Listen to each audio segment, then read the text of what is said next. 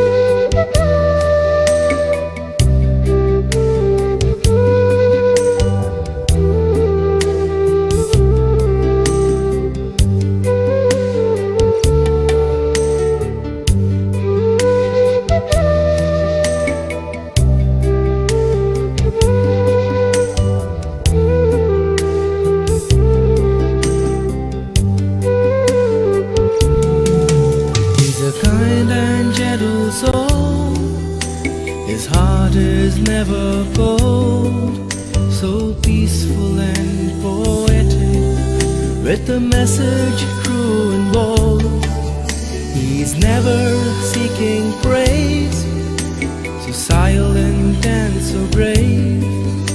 The transcendental world is in the magic of his ways. When I see his love, I know got a long, long way to go. When I taste the love that he's feeling inside.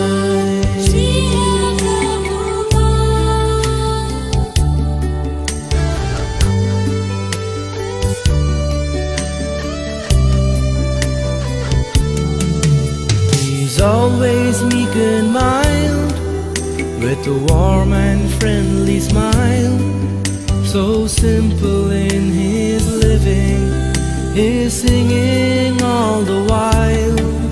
He gives us Krishna's name, his glory and his fame, to serve his Lord and Master in pleasure or in pain. When I see his love, I know got a long, long way to go. When I taste the love that he's feeling inside.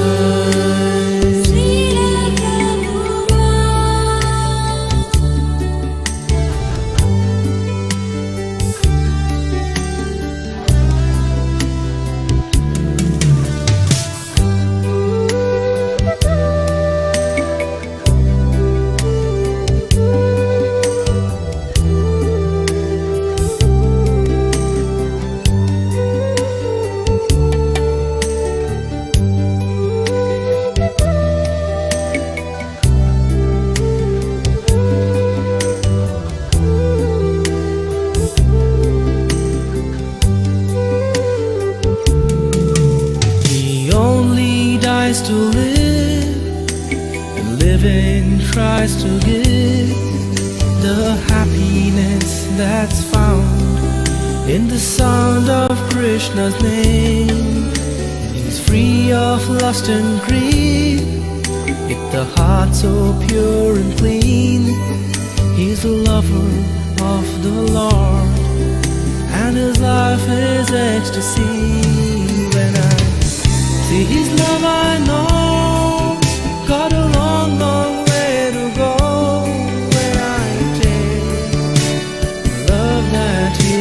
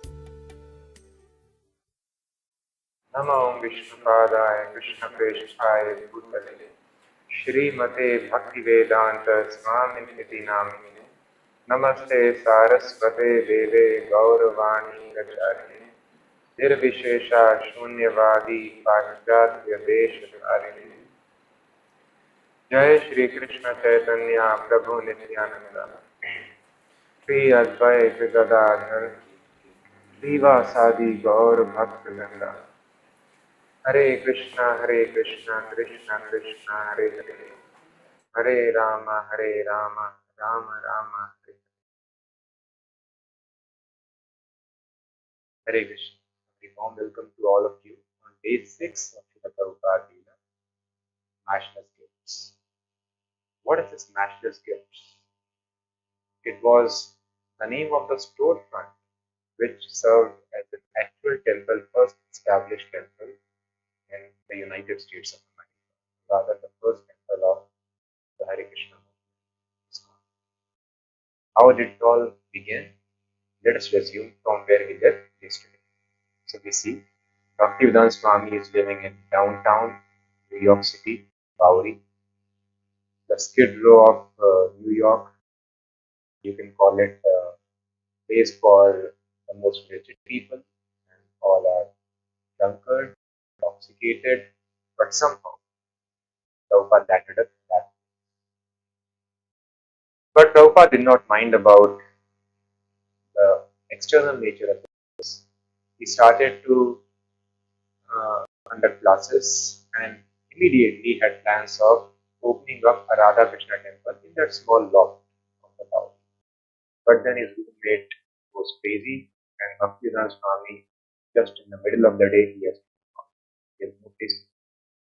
And one of the students, Karl, who's Swami, he is living with him. He also was not a very rich man, he had a small place. So after a week, Karl helped Swami to connect to another student who also was looking promising. Recently, he was taking some interest in the philosophy, and his name is Mike. So, Mike, he understands the emergency of the Swami. He has belong, and he needs a place to stay, and rather a good place from where he can do all his activities. So, how does Mike help Srila Prabhupada? And Prabhupada finds Nationalist gift shop. Let us try to understand.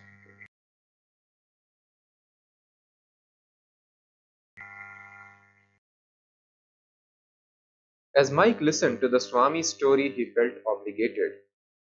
So the next day he went to the Village Voice, got the first newspaper of the press, looked through the classified ads until he found a suitable prospect and phoned the landlord. It was a storefront on 2nd Avenue. Sorry. And an agent, Mr. Gardiner, agreed to meet Mike there. Carl and the Swami also agreed to come. Mr. Gardiner and Mike were the first to arrive. Mike noted the unusual hand-painted sign, Matchless Gifts, above the front window. It was a holdover, Mr. Gardiner explained, from when the place had been a nostalgic gift shop. Mike proceeded to describe the Swami as a spiritual leader from India, an important author, and a Sanskrit scholar. The rental agent seemed receptive. As soon as the Swami and Karl arrived and everyone had been congenially introduced, Mr. Gardiner showed them the small storefront. The Swami, Karl, and Mike carefully considered its possibilities. It was empty, plain, and dark. The electricity had not been turned on, and it needed repainting. It would be good for meetings, but not for the Swami's residence. But at $125 a month, it seemed promising. Then Mr. Gardiner revealed a small second floor apartment just across the rear courtyard, directly behind the storefront. Another $71 a month, and the Swami could live there, although first Mr. Gardiner would have to repaint it. The total rent would come to $196, and Carl, Mike, and others would pitch in. Bhaktivedanta Swami had the idea of making Mr. Gardiner the first official trustee of his fledgling Krishna Consciousness Society. During their conversation, he presented Mr. Gardiner with a 3-volume set of a Srimad Bhagavatam. and inside the front cover he wrote a personal dedication and then signed it, A.C. Bhaktivedanta Swami.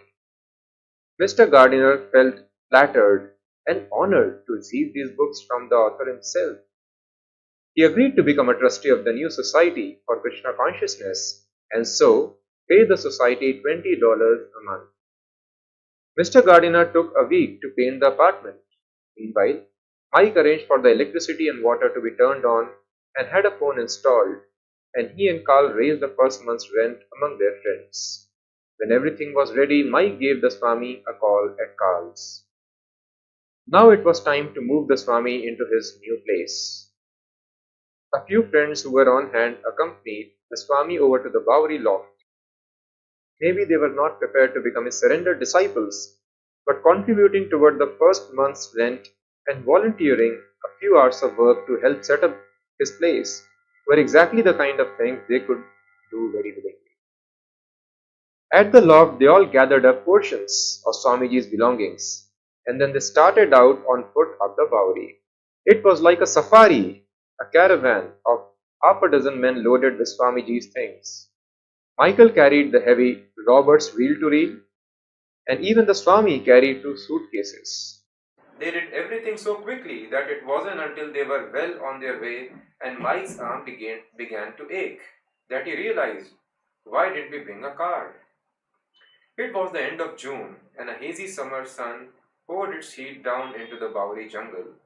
Starting and stopping, the strange safari, stretching for over a block, slowly trekked along. Swamiji struggled with his suitcases, past the seemingly unending row of restaurant supply shops and lamp stores between Grand, Broome and Spring Streets. Sometimes he paused and rested, setting his suitcases down. He was finally moving from the Bowery. His electrician friend on the 72nd Street would have been relieved, although perhaps he would have disapproved of the 2nd Avenue address also.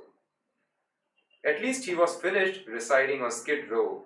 He walked on past the homeless men outside the Salvation Army shelter, past the open door taverns, stopping at street lights, standing alongside total strangers, keeping an eye on the progress of his procession of friends who struggled along behind him. The Bowery artists and musicians saw him as highly evolved. They felt that the spirit was moving him and were eager to help him set up his own place, so that he could do his valuable spiritual thing and spread it to others. He was depending on them for help, yet they knew he was on a higher level. He was his own protector, or as he said, God protected him. There was no certainty of what awaited him there, but already there had been good signs that these American young people, mad though they sometimes were, could actually take part in Lord Chaitanya's Sankirtan movement. Perhaps this new address would be the place where he could actually get a footing with this International Society for Krishna Consciousness. So eventually Prabhupada has now moved into the storefront. And there is a very strange thing which is happening in America at this time. It never happened before and did not continue for a long time. And the historians, socialists, they do not know why this phenomena suddenly occurred and where did it vanish. What is that phenomena? A few years before Bhaktivedanta Swami's arrival, a new kind of slum dweller had appeared on the Lower East Side. In America, people are willing to live in slums. And the Americans, not the immigrants. Although there have been many sociological and cultural analyses of this phenomenon, it remains ultimately inexplicable why they suddenly came like a vast flock of birds swooping down, or like animals in a great instinctual migration, and why after a few years they vanished. At first, the newcomers were mostly young artists, musicians, and intellectuals, similar to the hip crowd of Prabhupada's Bowery days. Then came the young middle class dropouts. Because living space was more available and rents were lower than in the nearby Greenwich Village, they concentrated here on the Lower East Side, which, in the parlance of the renting agents, became known as the East Village. Many even came without finding a place to live and camped in the hallways of tenements. Drawn by cheap rent and the promise of bohemian freedom, these young middle class dropouts, the avant garde of a nationwide youth movement soon to be known in the media as hippies, wandered to the Lower East Side slums in living protest against America's good life of materialism. So, who were these hippies and why they were living there? They were not foolish people, not less qualified people, but they were college dropouts. And many of them were intellectuals, others were artists and musicians. Why they chose such a dwelling?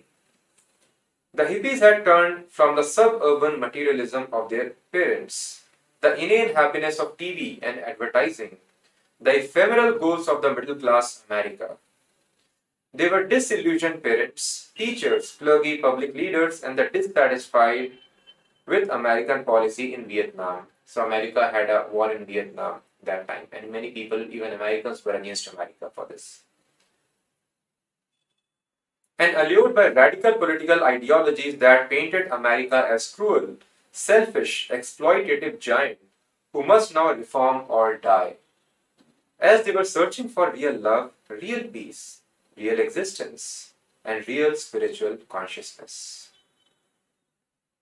The summer of Bhaktivedanta Swami's arrival on 26 Second Avenue, the first front in the great youth rebellion of the 60s, had already entered the Lower East Side. Here they were free to live in simple poverty and express themselves through art, music, drugs, and sex. The talk was of spiritual searching.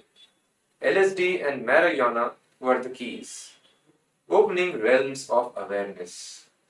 Notions about Eastern cultures and Eastern religions were in vogue.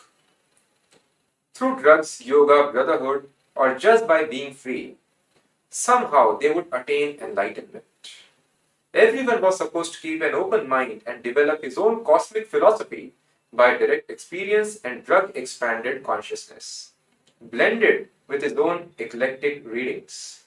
And if their lives appeared aimless, at least they had dropped out of a pointless game where the player sells his soul for material goods and in this way supports a system that is already rotten. So this is the first step, first realization towards spirituality. When a person becomes disgusted with the regular materialistic way of life. So sometimes people wonder and they ask, how do we put faith in this Krishna consciousness? The results may or may not be there. Who knows, it is another expansion of hallucination. Like people were doing, hippies were taking LSD, marijuana and drugs. And some hallucinations would capture their mind and they would think, oh, this is spiritual life, out of body experience. We forget I am the body. In a similar fashion, your Krishna consciousness could be creating some chemicals, some neurological responses in the brain because of which you are hallucinating. And like this, so many arguments are there. But as Srila Prabhupada preached these people, so Prabhupada realized that they were very much fixed in this understanding that there is no point in material life at least. You are taking a new way, it might or might not be a good road. But this is the beaten path of materialism that we are seeing. This is definitely not a good road, but full of thorns and ditches. Why? Because what is material life? Which entire world is so much geared up to take it as a perfection of their life. Material life means creating artificial necessities in the first place. Something you do not require, but then you feel empty in life. And you think, if I get this thing, I would be happy. Those are called sense objects. So the aim of a materialist is simply to live a life of sense gratification, offer the objects what the senses desire. But then this is of no use, and this is definitely a rotten path because we can very easily understand, even the hippies understood that time. Because if you try to enjoy the sense objects, your senses want even more. As Srimad Bhagavatam very nicely explains in the shlokas, Bhagavatam is full of complete knowledge. It is like putting butter into fire. Ijjastoka ivanalaha. In anal you put butter. then what will happen? The anala fire would burn even brighter, even vigorously. So the senses, if you supply artificial needs, what the senses have? Senses were never wanting unlimited movies. Senses were never wanting so many sports occasions. All these were not existing before. Now we want to see everything on a moment's notice. And the senses want unlimited sex. Even this was not available when there were no contraceptives. If you have physical pleasures, then a child will come out. How many can you bear and raise them? So naturally, this was natural contraceptive God has arranged. But now, artificial necessities. So people are engaging in unlimited enjoyments, which only increases the desire of the senses. And thus the senses and heart burns even more. And then they want even more objects, then it burns even more. Ultimately, we all realize we all have practiced very ardently in our life. So definitely this is not the way of satisfaction. This is the way of creating a mess of our life.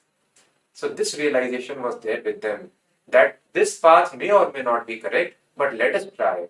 Who knows it is correct? But this path is definitely rotten. This they had realized. So that is why they dropped out of colleges. These colleges are useless. What were they making us? Sense gratifiers. They dropped out of all the other middle class mentalities that were prevalent at that time. And they tried wholeheartedly Krishna consciousness. Rather, Krishna consciousness also was known as hippie religion. So there were two sides to it. So the movement got many followers and those hippies became very serious devotees. But then other hippies who were doing drugs and then they were also chanting Hare Krishna, movement got a bad name. And then there were movies in Bollywood also. Dam Maro Dam, you smoke and then you chant Hare Krishna, Hare Ram. So people thought, especially when we had opened our temple in Bangalore. So reporters from a tabloid visited and they saw, if you have seen devotees, they jump so much. That is spiritual life. And for 15-20 minutes, half an hour, they would be just jumping on and on and on continuously. And no ordinary person can do like that. So they told these people definitely take drugs. We had just seen that in the movie or we have heard in the Western newspapers. But these people are definitely on drugs. Nobody can jump so much for hour-long kirtan. But they did not realize what is spiritual happiness. So then they thought Krishna consciousness, ISKCON means all these sadhus, they have drugs every day, they smoke and then they chant Hare Krishna. So anyway, but ultimately the hippies were arranged this Krishna's arrangement. If Krishna wants to do killing, he arranges all of them together and then a war is declared, just like it happened in Kurukshetra. We may kill one or two people, but when God wants to kill, then as per their karma, those living entities who also have killed other living entities, we are doing meat eating, causing unlimited harm to others, then how much ever advancement we make in science, wars, pestilence, diseases cannot be stopped. That is the nature's way of counteraction.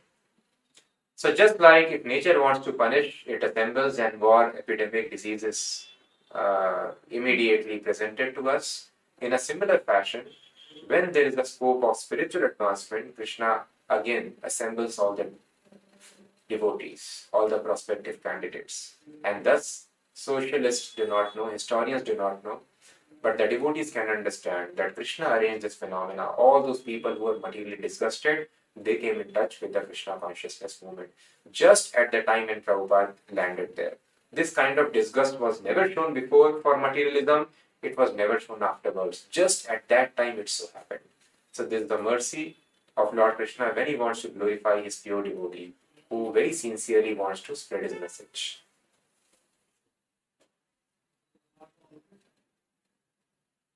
So it was that in 1966, thousands of young people were walking the streets of Lower East Side, not simply intoxicated or crazy, though often they were, but in search of life's ultimate answers.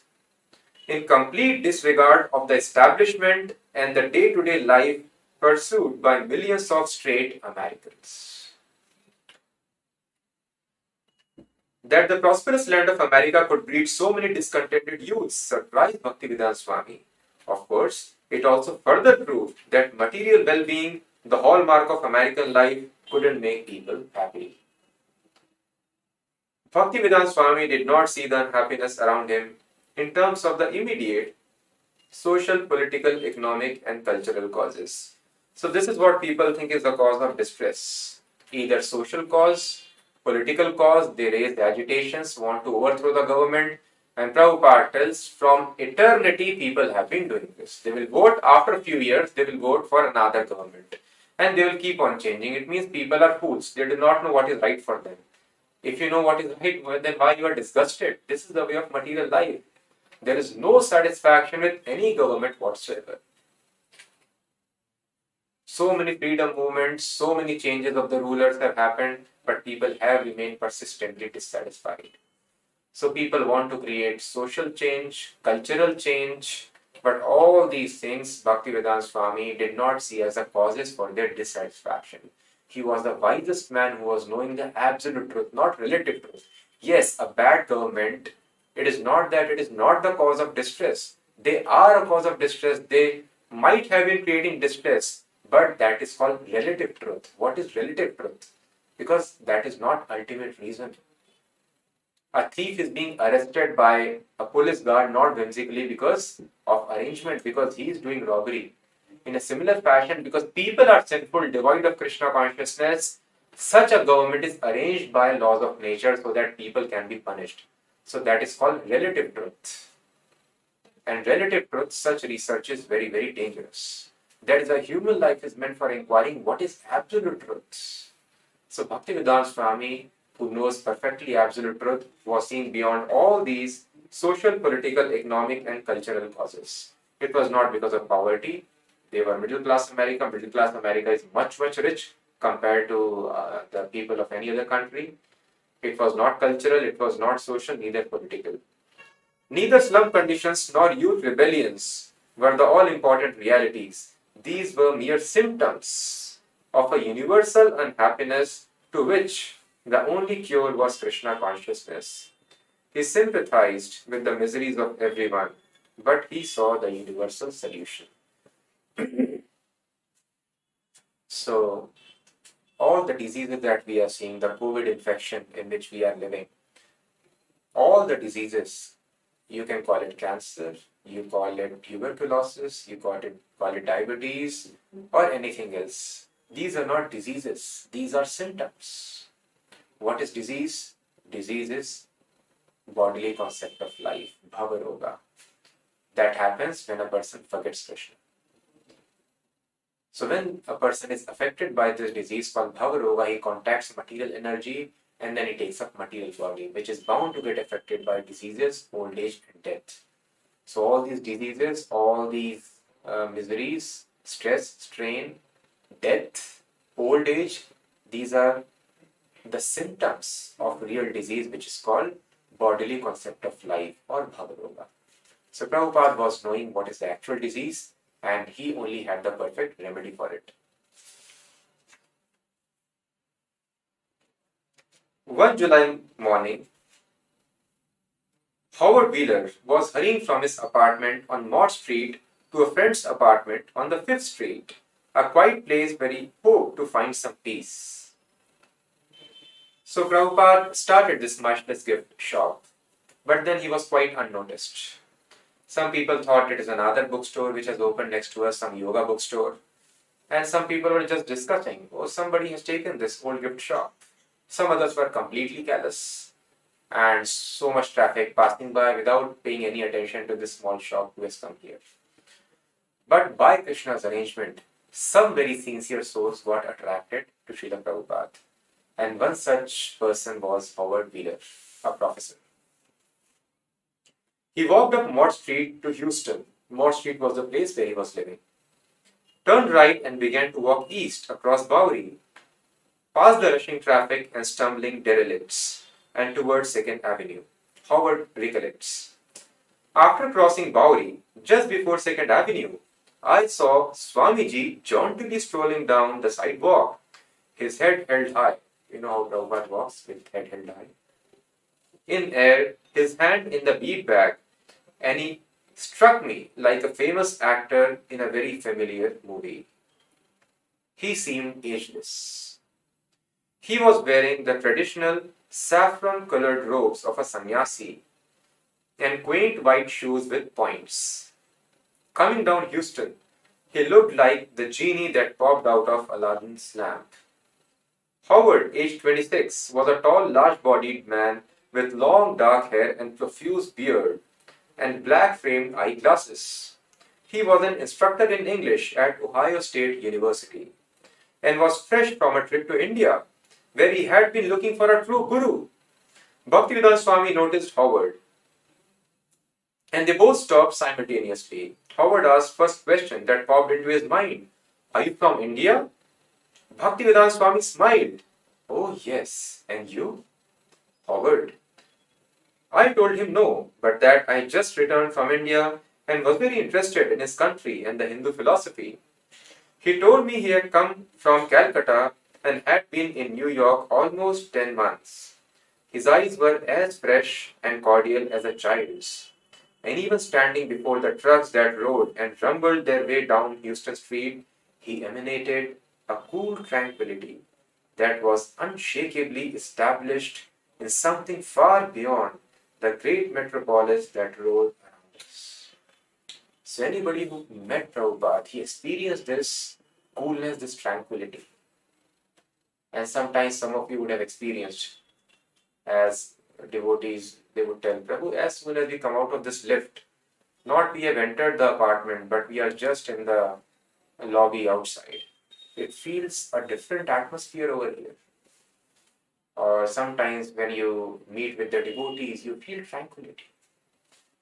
And what to speak of Srila Prabhupada, who is a Mahabhagavata. So one devotee recollects when there was historical Rath Yatra in London, and Prabhupada was very ecstatic, he was dancing. And one devotee suddenly felt goosebumps on his body and a different kind of emotion. And then he turned around to see that Srila Prabhupada was approaching here. So even before seeing Prabhupada, people were able to feel Prabhupada. So this is the influence that a pure devotee creates. It is not something merely theoretical. It is spiritual energy that they emanate and induce similar kind of feelings in other person as well. Howard never made it to his friend's place that day. He forgot to visit his friend. He went back to his own apartment on Mott Street to Keith and Wally, his roommates, and told them and everyone he knew about the Guru who had inexplicably appeared within their midst. He told how he and the Swami had stood and talked together, and how the Swami had mentioned his place nearby on 2nd Avenue, where he was planning to hold some classes. The word spread, although it wasn't so easy now for Carl Jürgens and certain others to come up from the Bowery and Chinatown, the person who helped Prabhupada find this place. It was little distant for them. So some of them were not able to continue in this place, and their help stopped at that moment. But some others, they continued. Roy Du Bois, a 25-year-old writer for comic books, had visited the Swami on the Bowery, and when he heard about the Swami's new place, he wanted to drop by. Like this, some people from here and there, without any fixed arrangement, did drop by and started coming to Matchless gift shop. Howard had also noticed the little sign in the window that day as he had stood with the Swami before the storefront.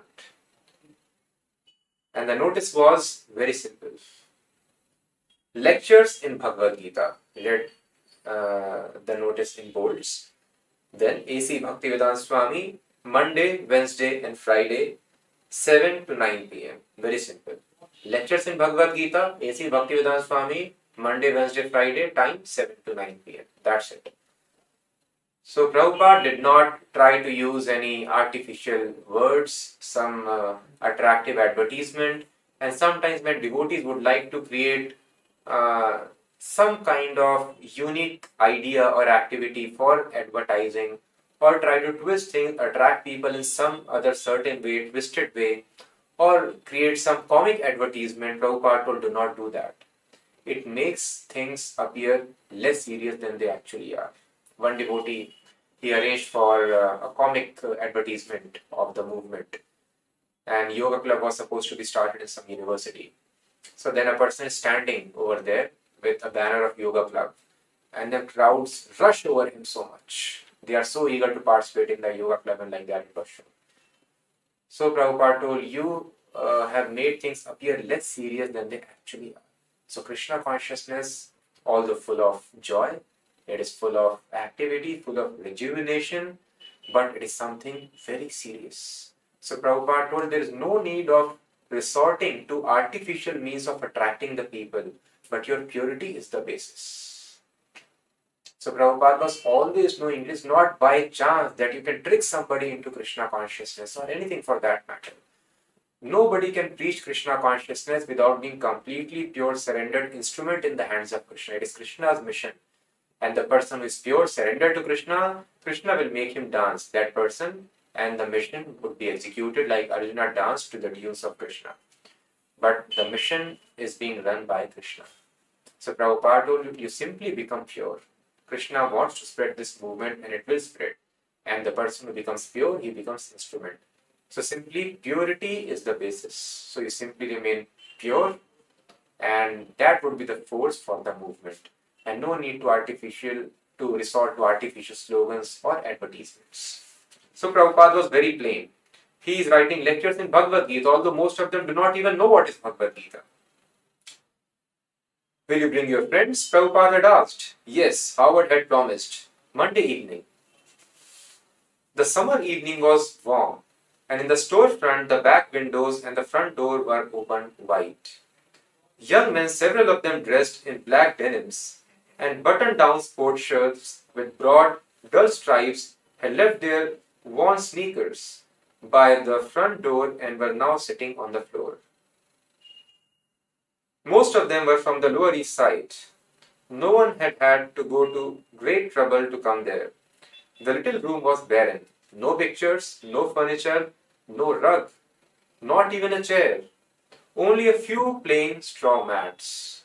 So some straw mats were there, otherwise just you have to sit on the floor directly.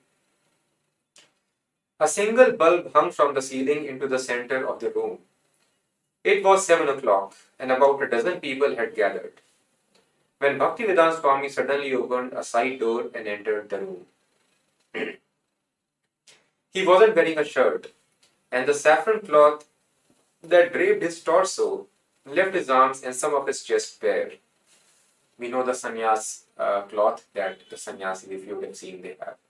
So Prabhupada was just having that sannyas cloth over him. His complexion was smooth golden brown, and as they washed him, his head shaven, his ears long lobed, and his aspect grave, he seemed like pictures they had seen of the Buddha in meditation. He was old yet erect in his posture, fresh and radiant. His forehead was decorated with the yellowish clay markings of the Vaishnavas. Bhaktivedanta Swami recognized big bearded Howard and smiled. You have brought your friends. Yes, Howard answered in his loud, resonant voice. Ah, very good. Bhaktivedanta Swami stepped out of his white shoes, sat down on a thin mat. So what is going to happen? 7 o'clock program. Faced his congregation and indicated they could all be seated. He distributed several pairs of brass cymbals, we call kartals, brass cymbals, and briefly demonstrated the rhythm 1, 2, 3. He began playing a startling ringing sound and began singing Hare Krishna, Krishna Krishna, Hare Hare, Hare Rama, Rama Rama, Hare Hare. Now it was the audience's turn.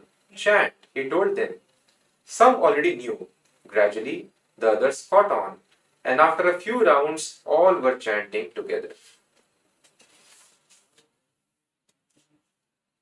As Bhaktivedanta Swami chanted in his own inner ecstasy, he observed his motley congregation. He was breaking ground in a new land now. As the hand cymbals rang, the lead and the response of the Hare Krishna mantra swelled, filling the evening. Some neighbors were annoyed. Puerto-Rican children enchanted appeared at the door and window looking. Twilight came. Exotic it was, yet anyone could see that a Swami was raising an ancient prayer in place of God. This wasn't rock or jazz. He was a holy man, a Swami, making a public religious demonstration. But the combination was strange. An old Indian Swami chanting an ancient mantra with a storefront full of young American hippies singing along. So although other religious preachers had also gone, what they were able to attract were some old people and mostly old women who were widows like that. And this is how they would have their congregation and sustain their preaching work. But for the first time, an old Swami was not attracting the old men, but young people, hippies, many of them intellectuals who were seeking the answers of life, and many other crazy heads, derelicts, drug addicts. But all these young people, weird people, it was much more weird how they were attracted to an old Indian Swami. Bhaktivedanta Swami sang on. His shaven head held high, tilted, his body trembling slightly with emotion. Confidently, he let the mantra absorb in pure devotion, and they responded. More passers-by were drawn to the front window and open door. Some jeered, but the chanting was too strong. Within the sound of the kirtan, even the car horns were a faint staccato. The vibration of auto engines and the rumble of trucks continued, but in the distance now unnoticed. Gathered under the dim electric light in the bare room, the group chanted after their leader, growing gradually from a feeble, hesitant chorus to an approximate harmony of voices. They continued clapping and chanting, putting into it whatever they could, in hopes of discovering its secrets. They were convinced this chanting has got some kind of secret. So these people had tried so many things. They had listened to other people, mystic mantras of the Upanishads, and drugs were a regular thing for them, but all these things were not giving them what they actually wanted. So they were somehow very much hopeful, and anyway there was nothing to lose. He was simply requesting them, just chant this mantra and nothing else. So there was no loss, but with great hope that this will take them to a different platform of consciousness, they tried to follow and respond to Swami's chant. In hopes of discovering its secrets, they all chanted very nicely. This Swami was not simply giving some 5-minute sample demonstration. For the moment, he was their leader, their guide in an unknown realm. Bhaktivedanta Swami had encountered a similar group on the Bowery, and he knew this group wasn't experiencing the mantra in the proper disciplined reverence and knowledge. So in the Bowery, the Skid Row, the place of the bumps, this group was very much similar to them, the participants of the hippie movement. Not very straight people, regular people. And he was knowing that they are not chanting mantra in the proper way. In proper way, you have to have knowledge and you have to have great awe and reverence, love and respect, because this holy name of Krishna is Krishna himself, who has incarnated in the form of sound. So personally, God descends on your tongue when you chant Hare Krishna and enters your ears and through ears into our hearts when we chant this holy vibration. So God personally is coming. I am making a personal contact with God. And how much attentive and receptive and loving I should be. But they were not knowing this. So he was aware that they are not able to chant perfectly in proper discipline, reverence and knowledge. But he let them chant in their own way. In time, their submission to the spiritual sound, their purification, and their enlightenment and ecstasy in chanting and hearing Hare Krishna would come. He stopped the kirtana. The chanting had swept back the world, but now the Lower East Side rushed in again. The children at the door began to chatter and laugh. Cars and trucks made their rumbling heard once more, and a voice shouted from a nearby apartment, demanding quiet. It was now past 7:30. Half an hour had elapsed. His lecture is very basic. So this was Prabhupada's formula. As soon as people would come, he would do half an hour kirtan. And Prabhupada told that is very important. Krishna tells, Bhaktya mam abhijanati, only a devotee can know me. So unless somebody practices little devotion, it is very difficult to understand Krishna. And apart from this, the minds are so much disturbed that it is not possible to focus and realize the spiritual subject matter. So Prabhupada's standard principle was half an hour kirtan is must in the beginning, and then he would lecture, followed by another half an hour of kirtan. So Prabhupada told, unless somebody listens this half an hour of Kirtan, he cannot very patiently and submissively understand this knowledge. His lecture is very basic, and yet for the restless youth, heavily philosophical. Some can't take it, and they rise suddenly upon hearing the Swami's first words. Put on their shoes at the front door and return to the street. Others have left as soon as they saw the singing was over. Still, this is the best group yet. A few of the Bowery congregation are present. The boys from the Mott Street are here. What is Mott Street? Where Howard Wheeler was living with Keith and other friends. And they are specifically looking for a guru. Many in the group have already read Bhagavad Gita, and they are not too proud to hear and admit that they did not understand it. So even at that time, although most of them were not knowing, but some had heard of Bhagavad Gita and they had tried to read it, but it was too difficult for them to understand. Eek, yeah, shrieking, little girls disturb the whole block. In the distance, a man shouts from his window, "Get out of here! Get out of here!" Bhaktivedanta Swami says, "Ask them not to make noise." Roy, who is one of the boys in the temple, "The man is chasing the kids now." Bhaktivedanta Swami, "Yes, yes, these children are making a disturbance. Ask them." Roy, "Yes, that's what. The man's chasing them right now." Bhaktivedanta Swami, "They are making noises." Roy, "Yes, he's chasing them now."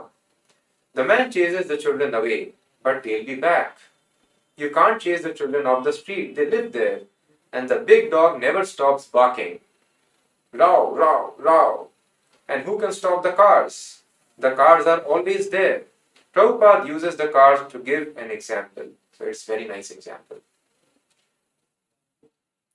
When a car momentarily comes into our vision on the 2nd Avenue, so 2nd Avenue, the street opposite this Matchless gift shop, was one of the busiest streets of that area, and trucks, cars and so many automobiles would cross that area, and the sound of traffic was very, very heavy.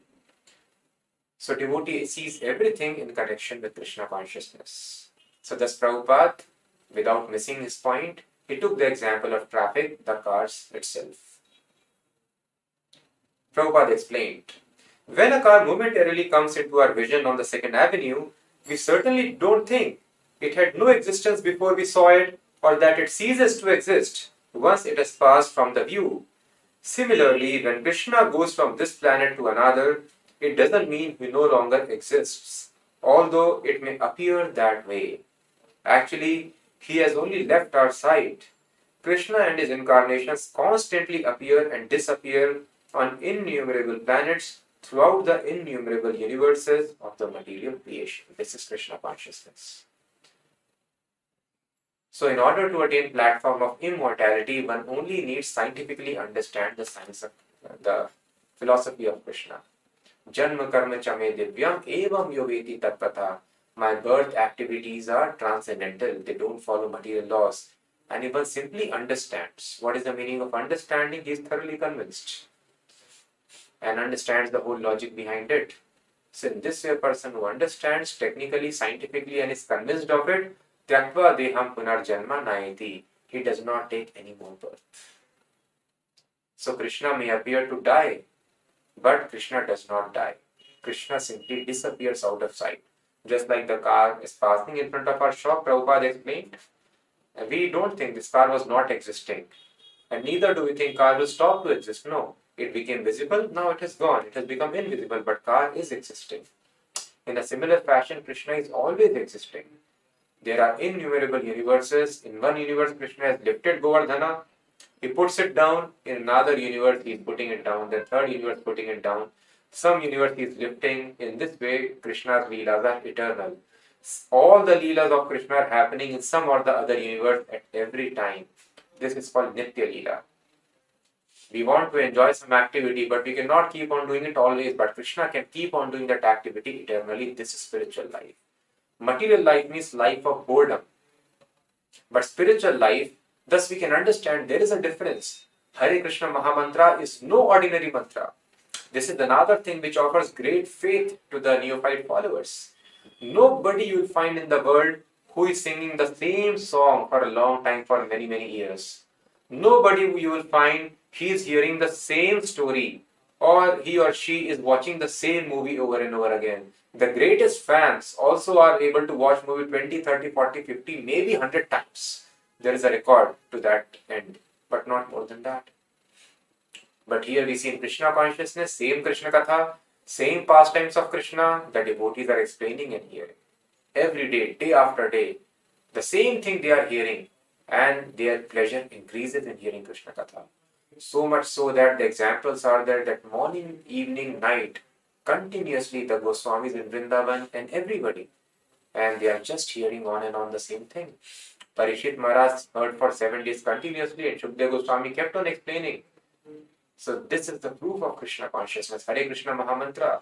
The devotees are chanting continuously day in and day out. And their pleasure is increasing. Not that they are getting bored. The more you chant, the more your pleasure increases. Thus, this sound is no ordinary sound. These kathas, these stories are not some mundane stories. Their nature is completely different from the stories and sounds that we see here. Thus, we understand they are completely spiritual. And the person they represent, they indicate, he is also thus completely a spiritual personality. So thus we can understand this is spiritual existence, where there is no boredom, where you need not change the activity, but the same activity becomes increasingly pleasurable. So Prabhupada explained this very important understanding about Krishna. Krishna is always existing, but he simply appears and disappears from the vision. He is still stressing the same point. Whatever you do in Krishna consciousness, however little it may be, is eternally good for you. Yet now, more than uptown or on the Bowery, he is calling his hearers to take to Krishna consciousness fully and become devotees. He assures them.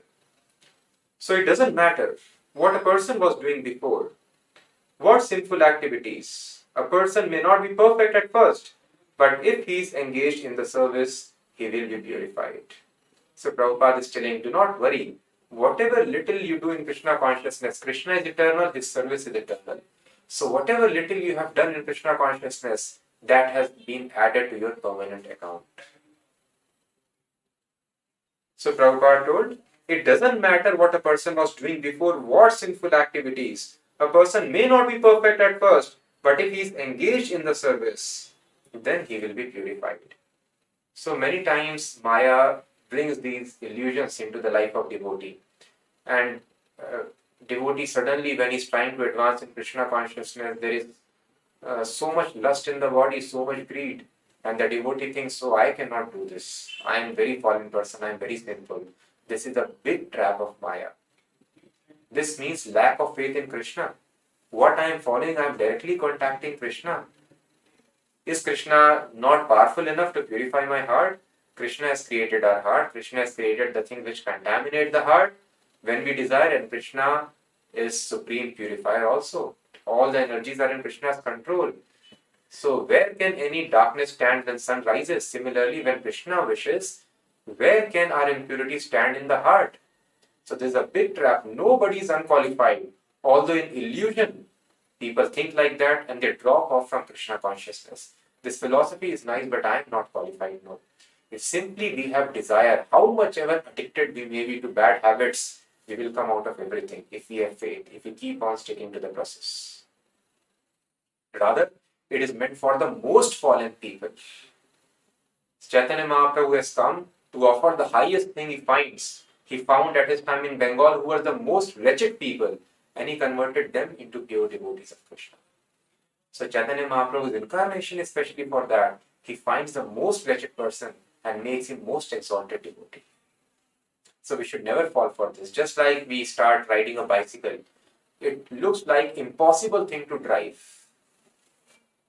And we think, well, it is not possible. 2 wheels, it's very less. At least 3 should be there.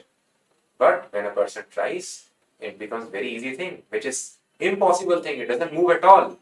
And then leaving the hands, a person is able to ride the bicycle very, very easily. Similarly, Krishna consciousness may appear very difficult in the beginning if we have got many, many material addictions. But just like cycle, we rode very easily. With perseverance, we will be able to completely surpass all the things in the past. So I request all of you, please never get discouraged. Never get discouraged. Krishna we are contacting directly. Everything will be more than compensated. And then Prabhupada gives very nice examples. Suddenly a Bowery derelict enters, whistling and drunkenly shouting.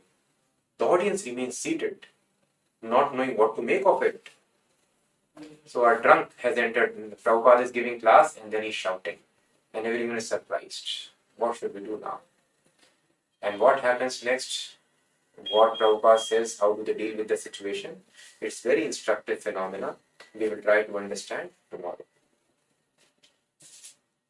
So thank you so much for hearing the beginnings of the first virtual temple of Krishna consciousness movement. Now is the time for winner. Yesterday's winner is Abhijit Singha. Many congratulations to Abhijit if you are listening. Very nicely he has shared that he will do soulful chanting and will be more tolerant than trees as Prabhupada was. Yes, this is very nice application. We can try to do this. So thank you very much Abhijit for sharing your realizations. I request all of you also, after hearing, please contemplate and write down your realization and application, how you can apply this learning in your life. And you can please write this in the comment section. Not in the chat box. Once we close this session, comments would appear. You can please write over there. And among the first 50 people who have written the comments, we will be choosing another lucky winner. And please keep your YouTube notifications on. We'll reply to your realization application comment. And then you can send us your postal address. We'll be sending you a very nice gift. So all of you, I request, kindly participate. And please do try to share this video. Try to comment and try to like it. Because that way we can help Prabhupada touch many people. So please help us in this endeavor. We'll meet tomorrow again. Hare Krishna.